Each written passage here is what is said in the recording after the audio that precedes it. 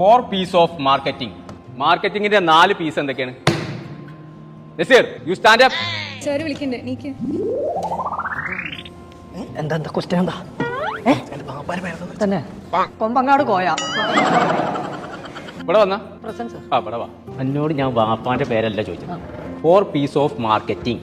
ആ ആൻസർ പറയേ. പടച്ചറപ്പേ, മാർക്കറ്റത്തെ 4 സാധനങ്ങൾ കിട്ടി. ആ പറയേ.